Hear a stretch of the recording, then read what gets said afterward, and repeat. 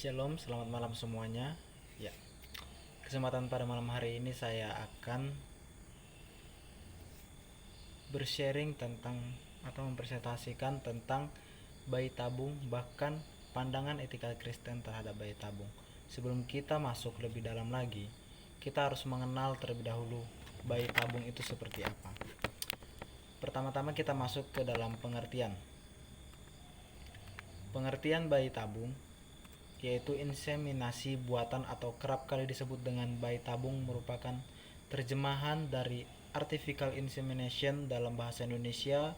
Orang menyebutnya dengan pemanian buatan, pembuahan buatan atau penghamilan buatan. Saat ini bayi tabung bukanlah kata yang asing lagi di telinga masyarakat Indonesia. Bayi tabung dalam bahasa kedokteran disebut in vitro fertilization, berasal dari bahasa Latin yang berarti di dalam, sedangkan fertilization adalah bahasa Inggris yang memiliki arti pembuahan. Dalam perspektif lain mengatakan bayi tabung adalah sebuah tindakan medis di mana dokter membantu melakukan pembuahan sel telur yang dilakukan di luar tubuh wanita. Dalam istilah bahasa Inggris, bayi tabung sama artinya dengan test tube baby, yang dalam dunia kedokteran dikenal dengan in fertilization, yaitu proses pemindahan ovum dari induk telur yang bercampur dengan sperma yang selanjutnya disimpan di laboratorium. Demikian pengertiannya. Lalu, sejarah bayi tabung itu seperti apa? Bayi tabung ini berawal dari upaya untuk mendapatkan keturunan bagi pasangan suami istri yang mengalami gangguan kesuburan utamanya. Sebelum program bayi tabung ditemukan, inseminasi buatan dikenal sebagai metode yang menyelesaikan masalah tersebut. Inseminasi buatan dilakukan dengan penyemprotan sejumlah cairan semen suami ke dalam rahim istri dengan menggunakan bantuan alat suntik. Dengan cara ini, sperma diharapkan mudah bertemu dengan sel telur. Tingkat keberhasilan metode inseminasi buatan hanya sebesar 15, 30 sampai 45% saja. Di Indonesia, sejarah bayi tabung yang pertama dilakukan di Rumah Sakit Anak dan Bunda Harapan Kita, Jakarta pada tahun 1987. Program bayi tabung tersebut akhirnya melahirkan bayi tabung pertama di Indonesia, yakni bernama Nugroho Karyanto pada tahun 1988. Baru setelah itu mulai banyak bermunculan kelahiran bayi tabung di Indonesia. Bahkan jumlahnya sudah mencapai 300 anak. Kesuksesan program bayi tabung ini tidak begitu saja memuaskan dunia kedokteran. Upaya untuk mengukir tinta emas sejarah bayi tabung terus berlanjut, dan hal ini menjadi faktor pendukung utamanya adalah perkembangan teknologi kedokteran yang semakin canggih, sehingga tahun ke tahun proses bayi tabung ini semakin lebih canggih lagi. Kita akan masuk ke poin berikutnya. Ada beberapa jenis bayi tabung. Jenis-jenis yang ditinjau dari segi sperma dan ovum serta tempat embrio ditransplantisasikan, maka bayi tabung dapat dibagi menjadi 8 jenis, yaitu bayi tabung yang menggunakan sperma dan ovum pasangan suami istri, kemudian embrionya ditransplantasikan ke dalam rahim istri. Yang kedua itu bayi tabung yang menggunakan sperma dan ovum dari pasangan suami istri, lalu embrionya ditransplantasikan ke dalam rahim ibu pengganti. Bayi tabung yang menggunakan sperma dari suami dan ovumnya berasal dari donor, lalu embrionya ditransplantasikan ke dalam rahim istri. Itu yang ketiga.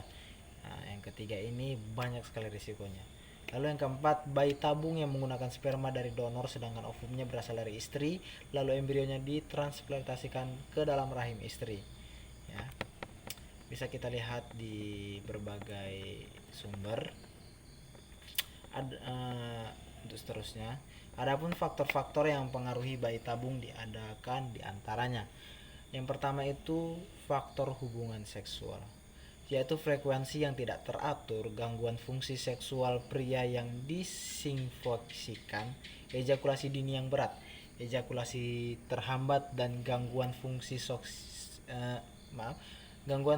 seksual wanita, yaitu dispareunia, sakit saat hubungan seksual, dan vaginismus. Yang kedua adalah faktor fisik. berupa benturan atau temperatur atau tekanan pada buah pelir sehingga proses produksi spermatozoa terganggu. Ada metode-metode, ada sampai 7 metode bayi tabung dapat dilakukan. Ketujuh cara tersebut adalah sebagai berikut. Yang pertama, sel sperma suami disuntikkan langsung ke sel telur atau ovum istri. Yang pertama. Yang kedua, sel sperma berasal dari suami, sel telur ovum berasal dari istri, kemudian ditanamkan dalam rahim istri. Yang ketiga, sel sperma berasal dari donor, sel telur ovum berasal dari istri, kemudian ditanamkan ke dalam rahim istri. Yang keempat, sel sperma berasal dari suami, sel telur atau ovum berasal dari donor, kemudian ditanamkan ke dalam rahim istri. Yang kelima, sel sperma berasal dari donor, sel telur ovum berasal dari donor, kemudian ditanamkan ke dalam rahim istri. Yang keenam, sel sperma berasal dari suami, sel telur ovum berasal dari istri, kemudian ditanamkan ke dalam rahim wanita lain, rahim sewaan, ya, rahimnya disewa untuk mengkombinasikan dua gen ini tadi. Yang ketujuh, sel sperma berasal dari suami, sel telur ovum berasal dari istri, kemudian ditanamkan ke dalam rahim istri lainnya. Nah, kita sudah melihat latar belakang, sejarah, bahkan pengertiannya. Lalu apakah bayi tabung ini memiliki dampak atau efek samping? Tentu ada positif dan negatifnya. Yang pertama, dampak positif dari bayi tabung ini, ya. Kalau kita melihat latar belakangnya bayi tabung ini karena keinginan suatu keluarga yang tidak bisa memiliki anak. Nah, itu salah satu keuntungannya, memberi harapan kepada pasangan suami istri yang lambat punya anak. Bahkan itu bisa dikatakan mandul. Yang kedua, dampak positifnya membantu orang lain yang mengidap penyakit. Yang ketiga, mampu mengatasi permasalahan tidak kunjung memiliki anak bagi penderita kelainan organ reproduksi atau lainnya. Yang keempat, memberi harapan bagi kesejahteraan umat manusia. Yang kelima, menghindari penyakit seperti penyakit menurun sehingga untuk ke depan akan terlahir manusia yang sehat dan bebas dari penyakit turun. 6. Tidak perlu melakukan hubungan suami istri yang berulang kali untuk mendapatkan anak, melainkan hanya cukup memberikan sel telur dari sang wanita dan sperma dari sang pria, ya. Nah, itu dia dampak positifnya. Jangan kita lupa, setiap sesuatu yang dilakukan pasti ada positif dan ada negatifnya. Dampak negatifnya ialah pada program bayi tabung, proses pembuahan terjadi secara tidak alami, ya, tidak secara natural. Pembuahan dilakukan secara buatan oleh teknologi kimia, bahkan proses yang dilakukan di kedokteran di laboratorium. Metode pembuahan ini tidak menutup kemungkinan menimbulkan resiko adanya dugaan cacat bawaan sebagai dampak bayi tabung maupun pembuahan buatan lain. Cacat bawaan ini mencakup cacat yang terlihat maupun yang tidak terlihat, misalnya kelainan ginjal, jantung maupun organ dalam tubuh lainnya. Ya. Itu adalah beberapa dampaknya. Lalu kita akan masuk dalam proses masuknya bayi tabung itu seperti apa, bagaimana prosesnya. Proses pada bayi tabung dilakukan dengan cara mempertemukan sel telur dengan sel sperma di sebuah bejana, ya. Sebelum digunakan, bejana telah berisi nutrisi terlebih dahulu dan dipastikan memiliki medium yang cocok, bahkan itu baik dalam suhu maupun kelembapan, sehingga bejana tersebut memiliki kondisi yang sama seperti di dalam rahim wanita. Dalam bejana, zigot hasil pembuahan akan dikembangkan sampai stadium blastula atau janin, dan setelah itu calon bayi siap dimasukkan ke dalam selaput lendir wanita. Namun, dalam pemasukan janin ke dalam rahim tidak dapat dilakukan dengan sembarangan. Terdapat beberapa prosedur yang harus dipenuhi. Setelah sel-sel telur disatukan dalam laboratorium dan berkembang menjadi janin, maka janin-janin tersebut akan diperiksa apakah sehat atau tidak. Janin yang sehat dan paling unggul yang akan ditanamkan ke dalam rahim ibu. Pada hari ketiga, 2 atau 3 janin akan dimasukkan ke dalam rahim agar kemungkinan lebih besar untuk hamil. Lalu, apa yang terjadi ketika janin-janin yang cacat atau yang tidak dipindahkan ke dalam rahim. Ya, kalau kita melihat itu ada bukan hanya sekedar satu gen yang dibuat atau satu janin, ada beberapa janin dari beberapa sel telur tadi itu dibuat sebagai halnya seperti cadangan. Nah, lalu kalau misalnya ada beberapa yang berhasil, bagaimana yang tidak berhasil tadi? Ya, toh itu juga adalah suatu nyawa ya. Supaya janin tetap hidup, maka janin-janin tersebut perlu dibekukan dalam cairan nitrogen ya. Jadi apabila proses pertama tidak berhasil, maka masih terdapat janin cadangan yang dapat kembali ditanamkan. Namun tentu saja biayanya sangat mahal. Untuk menyimpan janin-janin pun diperlukan biaya, dan hal ini merupakan dilema bagi pasangan suami istri ya. Kalau saya melihat bahkan searching di YouTube atau sosial media yang lain, berkisaran sampai 40 jutaan lebih ya untuk melakukan bayi tabung ini. Dan hal ini merupakan sesuatu yang masalah biaya yang tinggi, itu adalah sesuatu yang sangat dilema bagi pasangan suami istri.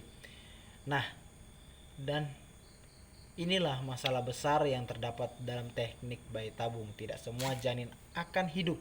Perlu mengorbankan banyak janin agar mendapatkan satu janin terbaik yang akan hidup. Perlu digarisbawahi, saya ulangi lagi, tidak semua janin akan hidup. Dari semua janin yang dibuat, tidak akan semua janin yang hidup ya. Perlu mengorbankan banyak janin agar mendapatkan satu janin yang terbaik yang akan hidup. Nah, itu sama halnya dengan melakukan pembunuhan nyawa. Dalam janin itu kan terdapat nyawa juga ya. Pandangan tentang bayi tabung ini menurut hukum negara itu apa? Indonesia belum ada peraturan khusus tentang surrogate atau mother ini, akan tetapi perundangan yang berlaku dapat dimaknai sebagai jalan yang menolak adanya surrogate mother sekaligus memberikan kelonggaran diberlakukannya surrogate mother. Hal tersebut dapat dilihat dari Undang-Undang Kesehatan Nomor 36 Tahun 2009 Pasal 127 dan Permenkes Nomor 73 Menkesper 2/1999 tentang penyelenggaraan pelayanan teknologi reproduksi buatan yang membolehkan pembuahan di luar rahim walaupun terbatas untuk suami istri yang telah terikat perkawinan sah dalam pasal 4. Tentu pendapat ini adalah pendapat penulis yang beranggapan bahwa jika pembuahan di luar rahim boleh, maka pembuahan yang dititipkan kepada orang lain pun dapat dibolehkan dengan alasan yang sama. Maksudnya punya alasan yang sama, yakni sama-sama tidak dilahirkan oleh si empunya zigot, sama-sama dititipkan kepada seorang istri yang juga sah menurut hukum, istri kedua dan seterusnya. Serta kalau ditinjau dari dampak, sama-sama berpengaruh terhadap nasib dan nasib anak, nasib ibu dan nasib anak. Lalu kita akan masuk ke inti terakhir. Kita sudah melihat bagaimana latar belakangnya, apa yang menjadi dampak positif bahkan dampak negatifnya, lalu kenapa hal ini sangat sesuatu yang perlu dibahas dalam etika Kristen. Bagaimana pandangan etika Kristen? Yang pertama itu melanggar hukum Taurat yang keenam. Alasannya apa? Karena kita tadi melihat ada janin-janin yang dibunuh karena itu tidak cocok, atau bisa dikatakan itu adalah hasil uji coba yang gagal, walaupun dalamnya adalah janin ya kan. Janin itu ada nyawa di dalamnya. Metode teknologi dalam bayi tabung memaksa untuk mengorbankan banyak janin untuk mendapatkan satu janin yang terbaik ya. Karena janin di sini sudah diartikan sebagai manusia, maka dalam metode bayi tabung pembuangan janin bisa dipandang sebagai kesengajaan untuk membunuh banyak manusia. Hal ini bertentangan dengan beberapa ayat dalam Alkitab, yaitu bahwa Tuhan yang memberi maka Tuhan juga yang mengambil. Allah Tritunggal yang mematikan dan Allah yang menghidupkan akan dijelaskan lebih lanjut mengenai pemahaman mengapa teknik bayi tabung dapat melanggar perintah Allah. Kehidupan manusia berawal dari sebuah sel telur yang dibuahi oleh sel sperma. Saat sel telur telah dibuahi, maka akan berkembang menjadi zigot. Kemudian zigot akan bertumbuh menjadi embrio. Pada tahap lanjut, embrio disebut sebagai fetus ya. Dan ketiga istilah ini, baik zigot, embrio maupun fetus, adalah istilah dalam tahap-tahap perkembangan anak. Sehingga Bisa dikatakan bahwa istilah-istilah tersebut sudah masuk dalam kategori bayi. Ya, langkah tadi itu sudah dikatakan sebagai bayi. Dan bayi adalah seorang manusia. Ya.